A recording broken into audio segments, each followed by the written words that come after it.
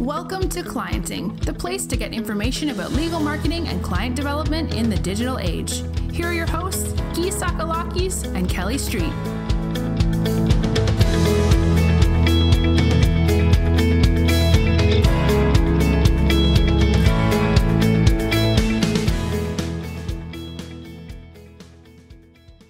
Welcome to another lovely episode of Clienting. How are you doing, Gyi? I'm doing great today. Yeah? Today's a good day for you? Today's a great day. You're just coming off a vacation. You're feeling good, ready to talk about freemiums. Freemiums and divorce with benefits. Yes, we are talking to Erin Levine. As we will say, I met her at Lawyerist LabCon event, and she was just like this radiant beam of amazing information and had so much to offer. It was really awesome to get to know her there and to hear about all the things that her firm is doing, or I guess firm plus company. Let's do it.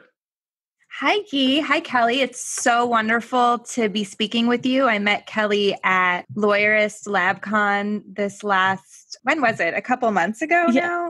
Only a month ago. It's gone by so fast. Only a month ago. Life has changed so much in that last month, but I had been stalking you a little bit online before then, so it was great to meet you. And I know that while I haven't met Gyi in person, that our shared love for tacos and coffee and sometimes whiskey is definitely going to connect us from this point forward for hopefully a very long time. Absolutely. And also, I just love this podcast, so it's so fun to be here. Once again, my name's Erin Levine. I am the managing attorney at Levine Family Law Group, which is an Oakland-based family law firm. And I also am the CEO and founder of Hello Divorce, which is a modern breakup service offering online and on-demand legal help and wellness support for people that are going through divorce. And it is very cool indeed. Thank you. Yeah. So like Erin said, we met at LabCon, and it was, her knowledge of how to do client acquisition is light years ahead of things that most other firms are doing. So Erin, can you talk a little bit about, just kind of dip our toe in what some of the things you guys do and what you do differently? Sure. Hello Divorce has very much been a labor of love for me. And I think a lot of people will relate to this in that when I finally did launch Hello Divorce about a year and a half ago, I figured that once I get this great product out there, all the clients would come running and we would be in business and we would grow and scale, and all of this would happen overnight. And of course, that doesn't happen. It didn't happen for me. And I think that to a large extent, I might have gotten a little bit complacent with Levine Family Law Group. I have now been in business for over 9 years. And so I've really set up my network and my marketing, and it was kind of on autopilot. So it's been a long time since I had to work that hard to bring in clients for client acquisition. And so then we launch Hello Divorce, and all of a sudden I need to make that the priority, the number one priority, because the platform was working and the legal services were there. It's just the clients that weren't.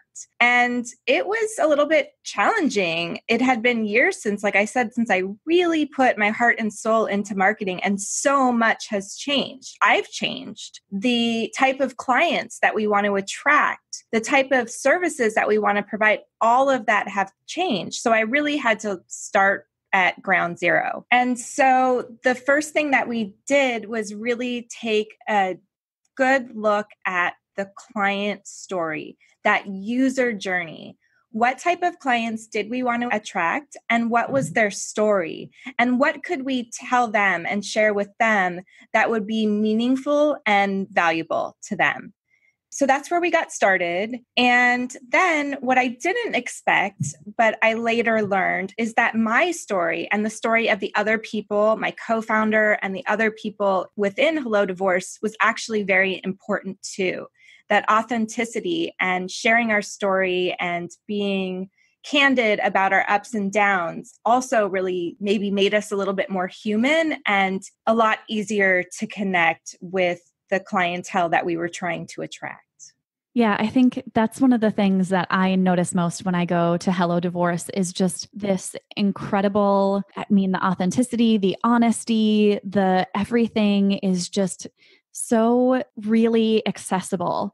And that's not what you expect when you go to a law firm website or a lawyer website normally. Yeah, I think that having been in the industry for 14 years and having achieved, the certified family law specialist and really become somewhat of an expert in my field, I felt a little bit more courageous. I felt like, okay, at this point, if I don't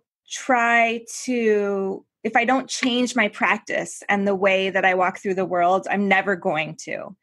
And so I decided that my instincts told me that it was time to do so. And what I really respect about a lot of younger and newer lawyers is that they are immediately embracing who they are and the type of clients they want to attract from day one. And to me, that's more of like the millennial generation. I'm Generation X, where most of us, it was kind of like work hard, play hard. You work and work and work until you become indispensable. And then maybe, just maybe, you'll get this opportunity to show who you really are. So better late than never. Yes, absolutely. So one of the things that I wanted to focus on today, and one of the things that really piqued my interest when we met, was that you raised your hand and were like, hey, I can talk to people about freemiums.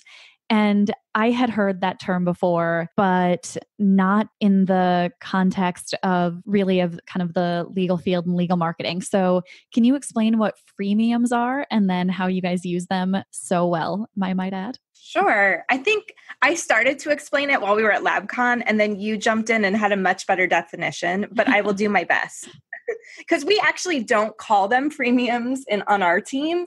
But what we do, and you can tell me if this meets the definition of freemium, is that we build worksheets and tools and white papers that we believe our audience or other lawyers that are practicing our area of law will benefit from. And we believe that the content is super important, but also the design and the presentation. We want people to feel good when they read or they use our tools and resources. So we offer several different types of free content. Our most popular is our self-care worksheet and our Hello Divorce worksheet. And what the self-care worksheet is, you can download it, and it's a worksheet that helps people who are going through crisis be able to develop a self-care plan that works for them and that they'll actually follow.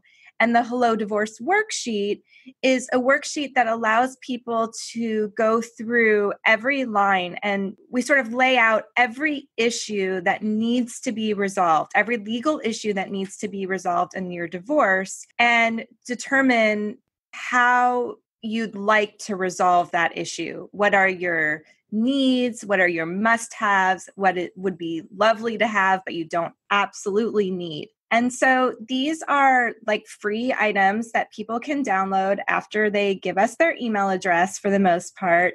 And then they have this content, and we're able to reconnect with them down the road when we have another resource like the one that they use that we think they might be interested in. Are you doing landing pages? Are these just things that people are finding on your website? Are you pushing them out on social media? Like how is your audience getting to your freemium content? All of the above. So we do we don't do landing pages as often unless we're actually doing paid advertising. Usually the way we're getting freemiums is either pushing them out on social media or sending them to people that have already expressed interest in Hello Divorce. Or we're collaborating with other people either in the field or in wellness professionals, and we're asking them to share either on their landing pages or mention it when they have webinars or podcasts and including them in their show notes, but really spending a lot of time nurturing and networking with other people who have clients that may or may not find benefit with our freemiums. Got it. That's so cool. Yeah, no, it's really great. I mean, even on on your about page, and this is kind of the more nuanced stuff that I think so many lawyers struggle with, or they read some blog post on marketing or something, and they're like, okay, I think I understand it, and we'll put this in the show notes, but your about page, I think you mentioned at the beginning, it speaks to your audience. You've woven in your message through a conversation with the target audience. So I'm just going to read just one of the first kind of blurbs from the about page. It says, "Our breakup's tough, no doubt. Can they be fair and equitable? We think so. That's why we started Hello Divorce, to take the drama out of divorce." I mean, that kind of messaging to an audience is really speaking to the life legal issue, but it's not we've been practicing for 500 years and we're going to fight really hard in your divorce. Right.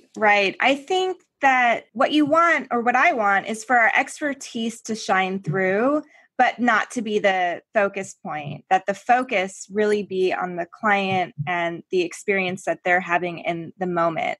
And I think that's really important across all consumer-facing lawyers or legal tech companies, because you can't look at law in a vacuum, whether it's landlord-tenant or bankruptcy or family law. I mean, these are all really big issues for people that consume them in far more ways than whether or not they get to stay in their apartment or whether or not they're going to stay in a relationship. These are people who are in crisis, who have an opportunity to really make the next chapter of their lives so much better and stronger and healthier and happier. And so we want to speak to that hope, but we also want to speak to the fact that we understand where they are in this moment. And then we also want to attract the people that we want to work with. So you'll notice there isn't anything about being super aggressive or being the best trial lawyers in town. You won't find that on Hello Divorce, and you won't find that on Levine Family Law Group, because frankly, we don't like going to trial.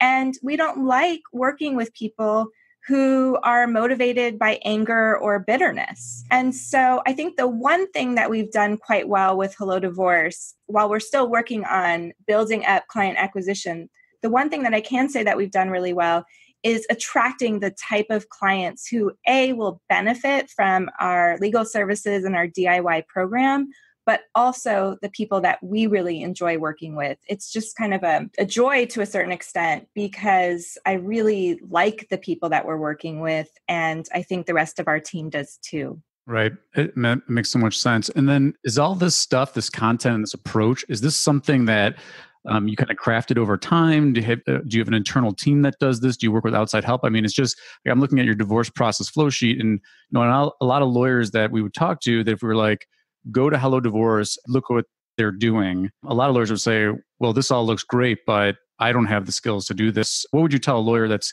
kind of like, I buy into this approach, but this isn't I don't have the time or the skills or the knowledge, or is that something you invest in, or what do you recommend there? Right. Well, I don't think, especially with law firms, because remember, Hello Divorce is a little different. We're offering something new to the market. And so we have to convince people that this is a viable alternative to the status quo. So we really have to go that extra mile. But I think with law firms, it's not that hard to impress clients, because quite frankly, people just don't have the best view of lawyers, right? And how we connect and how we talk and all of that stuff. And so by changing copy on a website or offering something free that feels good, like, 10 steps to, lowering your costs with your divorce attorney, or to preparing for mediation or something like that, just doing those little things, whether they're designed beautifully or not, is going to make a big difference. For me, I have a co-founder, and I think that this sort of goes along with the whole, if we were only allowed to have non-lawyers co-own law firms, I think that we would be leagues ahead in terms of design and user experience. But I'll get off my soapbox for a minute and go back. No, we're with you. You can be on that soapbox on this show, because we totally agree. Yeah, so I have a co-founder, and she is a non-lawyer who could probably practice law better than most lawyers 2 to 3 years, or maybe even more, out of law school, because she's the one who has taken all of our lawyer speak and, really made it into plain English and accessible. But one of the things that she does too is take my vision and my legal expertise and help us to break it down in a way that feels manageable and looks nice. And so a lot of what you're seeing in our Hello Divorce flowchart or worksheet, or even the look and feel of the website, comes from Jennifer. And that was a long way of saying that while she's my co-founder and while we're working on several projects together, before she was my co-founder, she was a local designer that I hired to do Levine Family Law Group's website. And so I looked for someone who was not in the legal field, who was not doing law firm websites, to design a site that really captured the tone and feel and energy that I wanted to create. So her name's Jennifer Heller, and her company is called Artsy Geek. Nice job, Jennifer. This is really good stuff. Yes. And I think I want to make sure I get on a little bit maybe of my soapbox, but I want to make sure that just call out what you said about taking lawyer speak and translating it to everyday, every person language. Because I know I've said that before, but that is something that is so important, is you're thinking about who your audience is. And unless your audience is lawyers, you better make sure that you are not using lawyer speak, lawyer jargon, lawyer language. And I think every industry kind of struggles with that, of how do you get the point across of the things you're trying to say, but say them to your audience that doesn't do what you do or doesn't know what you do. And I think having someone with a background in more the kind of, graphic design, content creation, whatever you want to say, who can go, oh, okay, you're trying to say this, but really what you mean is this for the average person, is just, it sets your website and your firm apart from others who are trying to sound lawyerly. And it sets you guys apart too. I mean, I think that the work that you do is really to help lawyers speak to everyday people and to really pull out the human element as opposed to just the legal and professional element, because your schooling and your years of experience and your awards kind of speak for themselves. But, there's only a handful of people that can really speak to the client. And you guys are really great at pulling that out of lawyers. And I appreciate that. Oh, thank you. And one of the things that you just made me think of, Erin, with saying that and kind of pulling things out of people, is I think about the clients that we have had who were like, oh, hey, this is something you've done before, or this is a personal project of yours, or Patrick Palace, who loves fishing. And so like they have fishing paraphernalia in their office. Those are things that go beyond page one search results. And if someone can identify themselves with who you are as a lawyer or law firm, they're not going to go with the first search result they see if they're not comfortable with that person. If they go to, bottom of the page or page 2 and they're like, ooh, but this person is a CrossFitter and I love CrossFit, I'll have more in common with them. I immediately feel connected to them. Yeah, I absolutely agree. I also think that we have to remember that these clients are telling some of the most personal, details about their life, and they want to feel comfortable with the person that they're talking to. Yeah. 100%. Absolutely. And I'll just, my kind of, I'm an SEO person, and I'm just going to add a caveat is that, and I don't even know if this is something you even pay attention to, Erin, but, Erin actually dominates for a bunch of searches that are what we'd call non-brand searches, like divorce lawyer with the city that she's in on Google. And so, my hunch is that it's both of those things, right? So for people that might not know a lawyer, that might do one of those unbranded searches, Erin's got a very robust search result page that shows up. In fact, she owns the knowledge graph result for for divorce lawyer Emeryville, California. And then when you come to her site, that's where she's speaking to the audience, and which is going to increase the likelihood that someone might be interested in contacting her because of all the things like, the messaging, the manifesto, sharing the firm's values and all that kind of stuff. So, which is actually kind of an interesting question. Is that even something that's on your radar? Like, how you're getting your acquisition by channel, or are you really focused more on the relationship and social kind of networking aspect? That's a great question. I am obsessed with where people are coming from, what the referral source is. I'm also obsessed with SEO, but I have a very limited knowledge. I'm obsessed with our analytics, and I'm continuously surprised by where our clientele is coming from and how they're reaching us. As an example, we have done a lot of collaboration with a private company called Worthy. And what they do is help women to sell their engagement jewelry and other jewelry that their husbands gave them during the marriage, with the sort of tagline that once you sell it and have some money, you can start fresh with your new life. And they also have like an incredible blog and podcast that is designed to support women that are going through divorce. So I just sort of unknowingly, it sounded interesting. They had a big audience, started writing for that blog and joining them on their podcast. And just last month, 17% of our very significant traffic came from Worthy. And so you kind of never know where things are going to come and what's going to, where the traffic's going to come and where people are going to find you. But here is a private company that has decided to do 100% of their marketing towards helping women going through divorce. And we help women going through divorce. So that turned out to be an incredible collaboration and a great way to get people to our site. We have spent the last several months working on our SEO. I don't know the correct words, Gyi. You're going to have to correct me, but like doing the meta titles and the descriptions behind the scenes and entering them into the site. And it's been really fun to watch the like organic traffic for us to rise higher up in those results. And then I'm a huge fan of earned media. And so while it's really challenging because I have a million things going on, I try to pitch a few media outlets a month and get some media going, because that certainly helps get me traffic. It gets me higher up, I think, in the search results. And it's like the gift that keeps giving, because that's right. Yeah, there's just these articles out there and that you can build upon. Yeah, no, I think that you're, all the things that you're talking about are the things that we stress. And I think that one of the challenges is that, a lot of this, like you're talking about and you're executing on great content marketing, right? So like people are actually, they're linking to your pages and your resources because they're so valuable.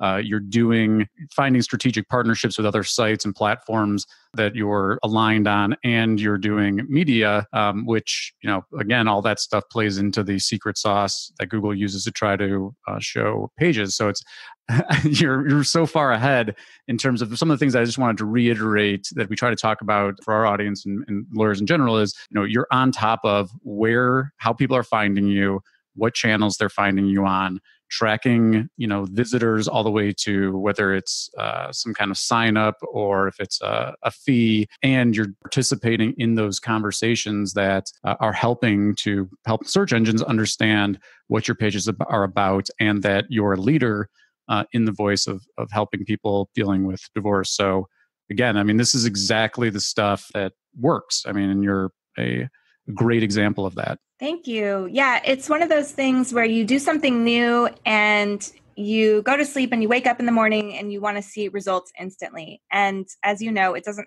happen like that. On occasion, but for the most part, it doesn't really happen like that. And so it's been really nice over the last 18 months to see things build upon each other and to watch the number of users and the number of conversions increase based on the type of marketing that we're doing. And really, I chose the type of marketing that I enjoy. So I personally enjoy writing. I enjoy creating tools. So that made sense to me. There's some other marketing tools that I've heard Kelly mention in the past that I'd love to try, like talking to HR departments and different companies and seeing if I can do a lunch and learn and those kind of things. But really, for a long time, most of the work that I was doing were after I put the kids to bed and after I had run the law firm all day. So that time wasn't time that I could go out and network or go out and speak. It was really time that I could only do content and build tools and get to know each of the different social media outlets and how they are different from each other and make online connections. And fortunately, it's what I enjoy. So it's been a really incredible process. Playing to your strengths. That's the smart way to do it.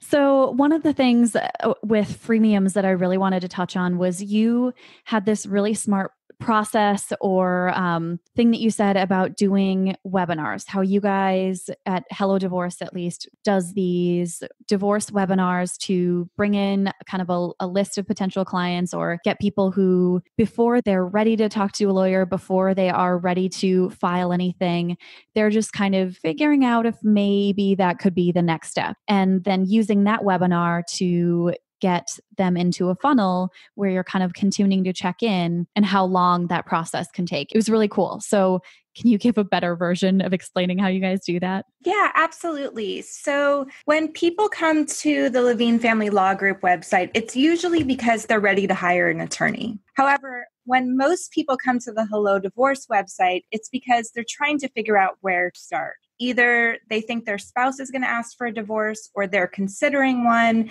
And so oftentimes it is a really long process between their first connection with Hello Divorce and then actually using our services or products. And so we had to figure out a way to keep people invested, to keep them interested, to keep them in our funnel. And so one way to do that was to have these webinars. And it's not something that you have to have a large budget for. So you know the content. The webinars are very simple. We're not giving information that is outside our comfort zone. We're talking about the area of practice that we know best. And then to make simple or interesting slides. And while I have somebody on my team who now does that, I used to go to places like Upwork or Fiverr to find somebody who, for a very low amount of money, could help me design these slides to make them look good. And so the webinars are anywhere between 30 minutes and an hour. And while we have spent less than $15,000 total in marketing spend since we started Hello Divorce, most of that marketing spend has gone towards targeted Facebook ads to get people to come and join our webinar. Because whether or not they join on that day or actually watch the replay, we now have their emails and we can now start targeting them.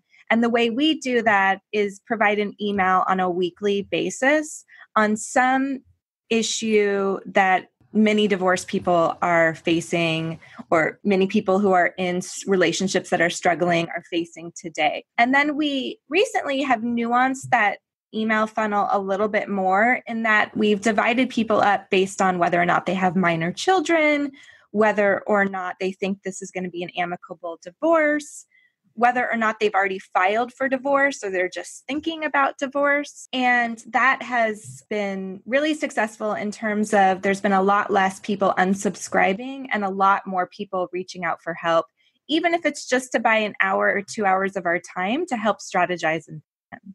I am so impressed. We're just kind of taking it a step at a time. Well, this didn't work, so let's try this. And then, of course, listening to your podcast, listening to a lot of podcasts. Kelly knows I love Amy Porterfield, so I spend a lot of time listening to her and her ideas, and then going to like lawyerist events and other conferences with other forward-thinking lawyers and people outside of the legal field altogether. Right. I think that's a good point too. I think, lawyers tend, I've seen this myself just as I'm still a licensed attorney, but I'm not practicing. And so I get a lot of the conversations where lawyers tend to get into this echo chamber of other lawyers. And so the by lawyers for lawyers stuff, it really resonates with lawyers. But at the same time, I think it's unfortunate in some ways because they tend to just reinforce their own views without getting outside. And so a lot of the stuff that we've really gravitated to in terms of whether it's technology or marketing comes from outside of legal, which I think sounds like you've had some experience with that as well. Yeah, definitely. I think we're just afraid for the most part. We don't want to violate any ethics rules. We don't want to necessarily stand out or alienate other lawyers. I remember the first time I used the line, "We provide the information that other lawyers don't want you to have."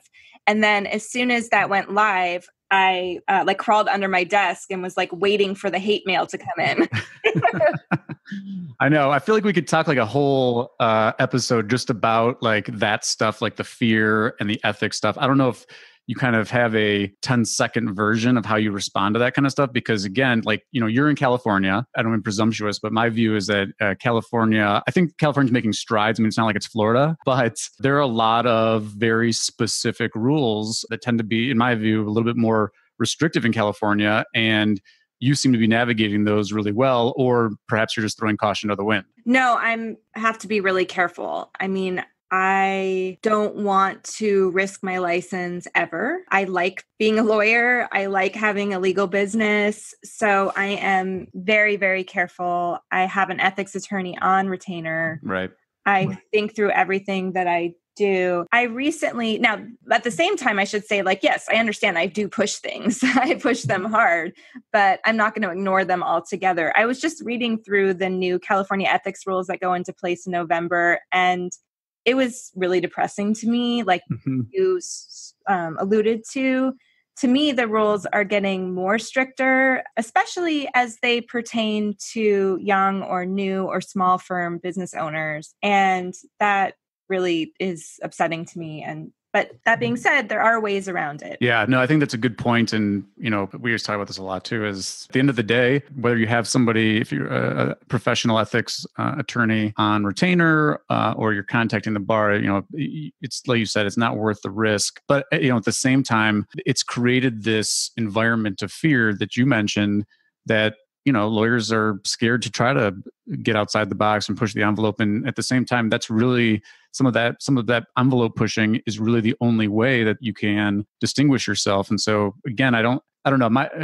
Like I said, this one can be a whole thing for us to talk about. But I think for the listeners, I just want to encourage them. And certainly, again, just to reiterate, go to both Erin's website as well as Hello Divorce to see how she messages these things, because she does a very eloquent job of pushing a little bit, but also making sure that things are within the rules. But for me, the big thing is that if you're constantly paralyzed by the fear of, whether it's upsetting another lawyer or trying to appeal to everybody or being terrified of doing anything online because of the state bar, the cost benefit on that is that you're going to have a really hard time earning new clients if you're not willing to stand out, distinguish yourself, push the envelope a little bit in terms of doing something different. Agree. You have to have a little bit of a thick skin, but really the negativity is so small in comparison to the positive feedback that we've received and the support and the increase in sales. So if that's like the one piece I have to deal with, then so be it, Sure. As frustrating as it is. So talking about how you construct your messaging. Oh, I said construct. Speaking of how you construct your messaging, more on the how you come up with the content for both. I felt like I noticed that your blog posts on Hello Divorce are more about keeping your power at going through divorce, staying sane, being in a really good place, not being helpless. And then for Levine Law Group, the content seemed a higher level, a lot more complex ideas. Is that intentional, or was it a random thing that I happened to go, oh, this seems different to me? No, it's definitely intentional. The blog is designed to attract people to our site, and it's one of the only places on the site that you can click and read through the whole article without signing up for a free membership. So the idea is to draw people in, and then hopefully they'll want to learn more about the actual law that pertains to their case. And if so, they have to sign up for our free membership. That's very smart. I'm glad that was totally how you guys do things, because it just seems so apparent to me that if I was a consumer who was going to Hello Divorce, like I would see things that applied to me there. And then if I was ready to take the next step, or if I was a little bit more serious or maybe had a more complex case, that I would go to Levine Law Group and go, oh, okay, here are the things that I would need to know for this situation. That's exactly right. Just to tease it out a little bit more, at Levine Family Law Group, we're helping clients with much more complex estates and issues. And so we at Levine Family Law Group do a lot of litigation, and our fees are much higher than at Hello Divorce. And so we definitely want to be able to show the people that are looking at our website that we have the expertise necessary to help them navigate the system. People who are hiring Levine Family Law Group are also in a situation where they, for the most part, want to hand it over to us. They have enough going on in their lives, whether they're parenting 4 children or they are a high-level executive or CEO.